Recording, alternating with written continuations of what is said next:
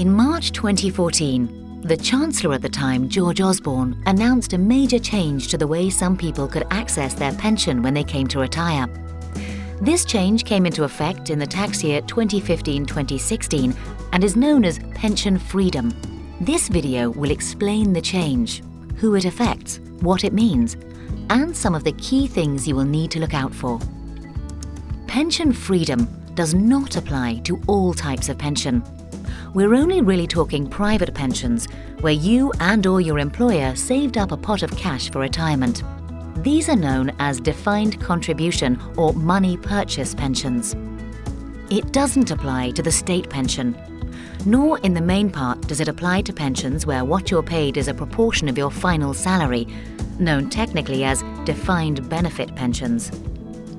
Before the pension freedom changes came in, the typical option used by most people was to cash in their pension, take 25% as a tax-free sum, and use the remainder of the money to buy an annuity, a product that pays you an income each year until you die. Now, under the new rules, you can take the pot freely and in a flexible manner, including if you choose all the pot in one go. You should note, however, that you cannot do anything with the pension in terms of using the freedom rules until you have reached the age of 55. From that age, you can access your pension to help you in retirement. This includes withdrawing all the money in one go. However, this is rarely a good idea. First off, the new rules still only allow 25% of the pot to be taken as a tax-free sum. That means, should you take all the pot in one go, 75% will be taxed and at your highest rate of income tax. Secondly, most people's pensions are to support their income needs in retirement, which could stretch over decades. So stripping all the money out early or in one go could mean not enough money in later retirement. What the pension freedom rules allow, if you're not going to take all your money in one go, are three basic options. Option 1 is to leave it invested in your pension for when you need it. It's important to understand in this case, whenever you withdraw sums, you get 25% of each lump sum you withdraw tax-free. For example, if you had £100,000 in your pension and took £10,000 out, you'd get £2,500 of it tax-free. The rest would be taxed at your income tax rate in the year you make the withdrawal.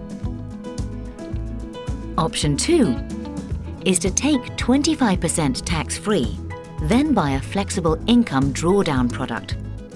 This is a product you buy that keeps the rest invested so it can still hopefully grow, but you can also use it to take income when needed. The tax here is different. You get the first 25% you withdraw tax-free, and then the rest is taxed when you take it, which could be useful if you're likely to be in a lower tax bracket once you're older. Option 3, which is the same as the main option before pension freedom rules were introduced, is to take 25% tax-free, then buy an annuity. This gives you a guaranteed income each year for the rest of your life. It is worth pointing out that you're not forced to do one thing. You can combine any of these options, and this may be a sensible way to proceed in many cases. These are the basics. If you are in a position either now or in the future where the pension freedom rules affect you, what do you need to be thinking about? The first thing to consider is that if you do not cash all your pension chips and you're not buying an annuity, then your pension, either fully or in part, is going to remain invested. Therefore, you need to consider where you should invest it, the risk on the money left in the pot, and the costs and charges you will incur. You have many choices with all these factors. Secondly, you will need to think about how much income you will need and when, what other income sources you have, and how you will be best accessing your pension. This can be a complicated estimate stretching over many years. In this regard, using a long-term income and expenditure forecast can be very beneficial. Third, you will need to consider your wider financial position, your health, and your future financial risks, such as living for a very long time.